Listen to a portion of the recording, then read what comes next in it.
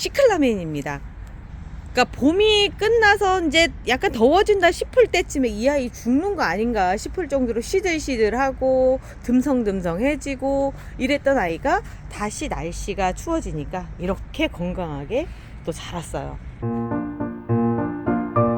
지금 아마 집에 가지고 계신 아이들의 형태가 이런 형태가 아닐까라는 생각이 들거든요. 이 아이 같은 경우는 워낙에 건강하게 지금 많이 자라 있고, 얘는 제가 올해 새로 들인 아이예요. 종이, 그러니까 꽃이 사이즈가 얘는 요만한 사이즈라고 한다면 얘는 이만한 사이즈로 큰 아이죠. 완전히 둘이 종이 달라요. 그런데 현재 잎 사이즈로 봤을 때는 둘이 똑같나? 이런 생각이 들 정도로 이 아이는 잘 컸고요. 이 아이는 조금 힘들어해요. 제가 그 이유를 말씀을 드릴게요. 이 아이는 벌써 제가 데리고 있는 지 3년째 되는 아이예요. 그래서 흙이라든가 영양제라든가 이런 걸 신경을 써서 오랫동안 버틸 수 있게끔 만들어줬는데, 이 아이는 올해 화원에서 데려왔잖아요. 한 3개월 정도만 잘 버틸 수 있는 영양제로 해서 온 아이예요. 그러다 보니까 1년 정도 지나면 이렇게 듬성듬성해집니다.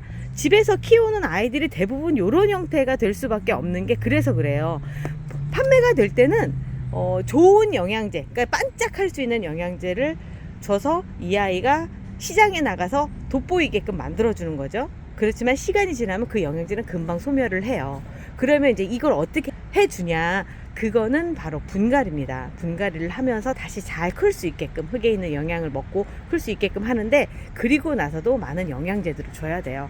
제가 오늘 할 거는 분갈이를 하려고 생각을 하는데, 이 아이 같은 경우 여기서 제가 몇 개를 채취를 해서 이 아이랑 같이 합해서 들어갈 거예요. 그렇지 않으면 얘만 들어갔을 때 조금 뻘쭘할 수가 있거든요. 화분은 같은 걸 준비해 봤습니다. 같은 화분이에요. 같은 사이즈 화분인데 제가 여기다 키우던 아이를 다른 데로 분갈이를 하면서 요게 또 비었어요. 그래서 이제 여기에다가 오늘 이 아이랑 이 아이를 같이, 왜냐면 얘는 지금 너무 빽빽해서 지금 이 상태로 놔두면 또 문제가 돼요. 그래서 두 개를 합쳐서 놓는 방식으로 하도록 하겠습니다.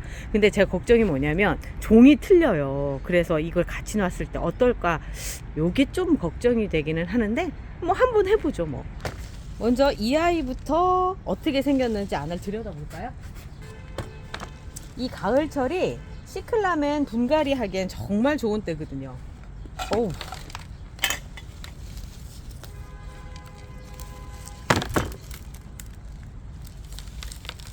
이렇게 뿌리가 가득 차 있습니다.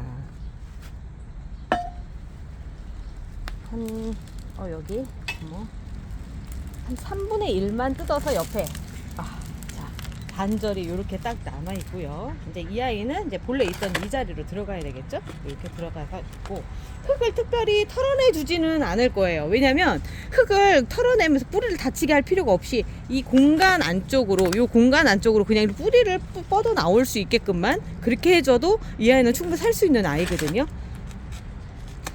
이렇게 놓고, 도토리가 떨어져가지고 얘는 벌써 싹을 내리려고 준비를 하고 있었네요. 이 도토리 뿌리가 생각보다 되게 깊어요. 그래서 한 번 하면 이 전체를 차지를 할 수가 있거든요. 그래서 발견할 때마다 버려줘야 돼요. 없다. 자, 얘는 한쪽으로 밀어놓고요.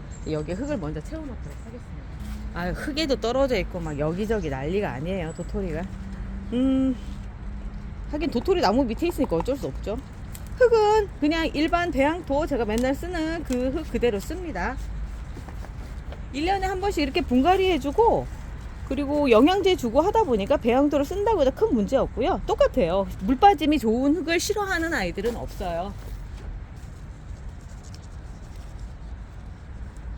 아마 이렇게 놔두면 언제 그랬느냐는 듯이 여기에 또 금방 채워서 이렇게 잎들을 올릴 거예요.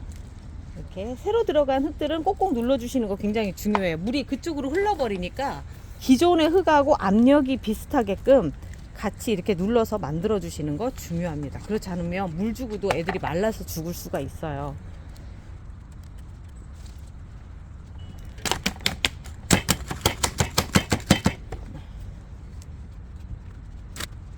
자, 이렇게 해서 이제 하나 완성했고요.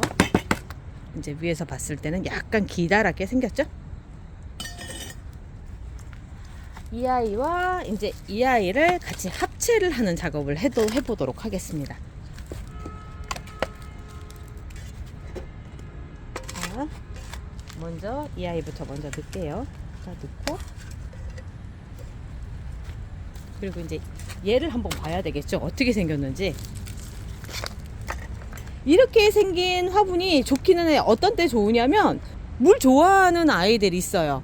칼라데아 같은 아이들, 물이 꼭 이렇게 밑에서 수분이 공급이 돼야 되는, 그리고 이렇게 놓는 이런 데다가 삽목을 하게 되면, 제가 올해 그러니까 커피컵에다가 이렇게 화분을 끼워 넣는 그 원리가 그대로 적용이 된 화분인데요.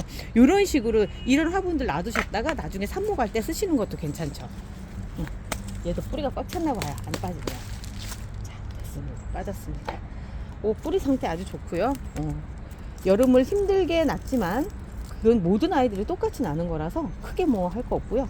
이게 지금 영양 상태가 안 좋은 것처럼 보이는데 얘들도 기존의 얘들도 똑같았어요. 똑같은 상황에서 이렇게 된 거를 제가 여러 개를 같이 합치고 분리시키고 하는 과정에서 이렇게 변한 거거든요.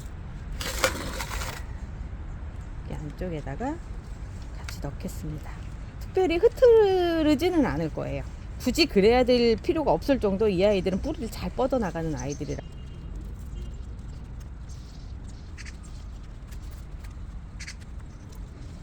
봄에 많이 사는 꽃 중에 하나가 이 시클라멘이죠. 겨울 동안에 아마도 농장에서 키우기 쉬운 아이 중에 하나가 또 이 아이일 거예요. 왜냐면 온도가 좀 낮아도 꽃이 잘 피니까. 그래서 봄쯤에 사서 정말 예뻐서 이제 갖다 놓으면 1년 내내 피운다고 했는데 여름쯤, 그러니까 우리가 보통 처음 키우시는 분들이 여름에 꽃이 더 많이 피고 날씨가 더우니까 잘 클 거라고 생각을 해요. 저도 그랬거든요. 그랬는데 이제 갑자기 여름에 시들시들해지기 시작을 하니까 내가 뭘 잘못했나 막 이런 생각 때문에 걱정들 많이 하시고 그러는데, 그게 이제 휴면기인 거죠. 얘가 제라늄하고 거의 비슷한 거예요. 그런데 제라늄보다는 그 휴면기를 조금 덜 심하게 앓고 나가는 애죠. 조금 더 강한 애. 왜냐하면 무름병이나 이런 것 때문에 죽지는 않아요. 근데 제라늄은 여름에 아우 좀 조용히 좀 해라 야. 저희 까치가 제가 얘기하면 저렇게 화답을 하나 봐요. 그러니까 이 여름 동안에 제라늄은 그렇게 무름병으로 많이 죽지만 이 아이는 여름 동안에 그냥 잠을 잘 뿐이에요. 제가 물 적게 주라고 전에 이제 영상에서 말씀드렸었는데 물만 적게 주면 돼요. 물 많이 주면 얘도 죽죠. 당연히 잠자고 있는데 자꾸 물 주니까. 그런데 제라늄처럼 예민할 정도는 아니에요. 그래서 그냥 방치해 두시라고 제가 말씀을 드리는 게 그런 것들 때문인 거죠. 그러다 보면 어느샌가 날씨 쌀쌀해지면 이렇게 다시 새잎들이 올라오고, 여기도 지금 새잎들 올라오잖아요. 새잎들도 올라오고 하는 이런 상태가 됩니다. 자, 다 됐어요. 자, 이렇게 두 개가 완성이 됐습니다. 이제 물을 줘야 되겠죠.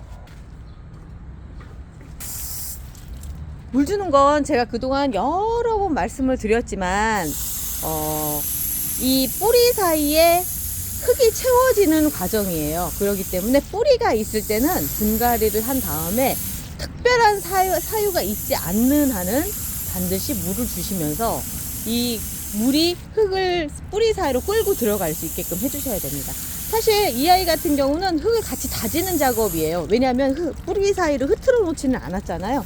그렇기 때문에 지금 상황은 그냥 같이 흙이 옆 흙하고 같이 자리를 잡는, 그러기 위해서 이렇게 물을 준다고 생각을 하시면 됩니다. 바로 빠지죠, 물이.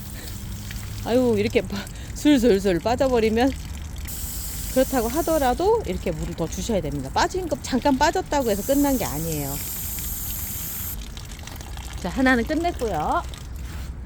두 번째 아이도 물을 주도록 하겠습니다.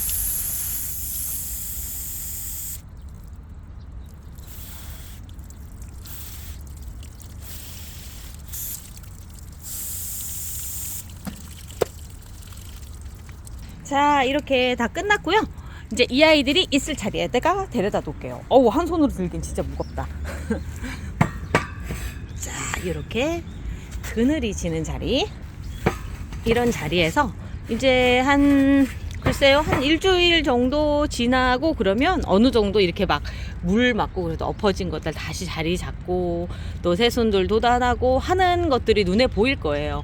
시클라멘은 그렇게 예민한 아이는 아니라서 키우면서 그렇게 어렵지는 않았어요. 그리고 또 하나 놀라운 거는 여름 동안에 그렇게 방치를 해뒀는데 얘들이 있었던 자리거든요. 이런 밑에 계속 있으면서 그냥 여기도 있다가 저기도 있다, 거의 뭐 얘는 그냥 물건짝처럼 그렇게 옮겨 다니고 했었거든요. 그래도 때 되니까 이렇게 올라와요. 어찌 보면 식물들한테는 우리의 관심보다는 무관심이 필요한 거 아닌가? 우리는 그냥 잘 살 수 있으니까 하던 거 하세요, 뭐 이런 느낌이죠. 그래서 그냥 신경 안 썼더니 이렇게 또 자라나서 또 이 분갈이를 할 수 있게끔 해주네요. 그동안 걱정 많으셨던 분들 이제 분갈이 시작하셔도 됩니다.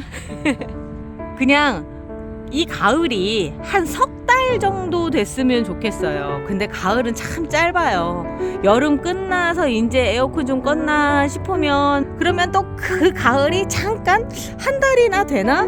그 정도 되면 그새 또 날씨가 쌀쌀해지고 어느새 경량 패딩 꺼내 입다가 그리고 나서 두꺼운 패딩 꺼내 입고 그러다 보면 추워져가지고 히터 틀고 뭐 그러면서 겨울이 또 되잖아요. 그러면 또 긴 겨울이 또 지나갑니다. 그러면 또 이제 봄이 오고 그러다 한 살 또 먹고 뭐 근데요, 그 다른 분들은 어떠실지는 모르겠는데 저는 오늘 제가 좀 이게 금방 끝났잖아요. 그래서 잡담을 좀 하자면 저는 개인적으로 나이 먹는 게 좋더라고요.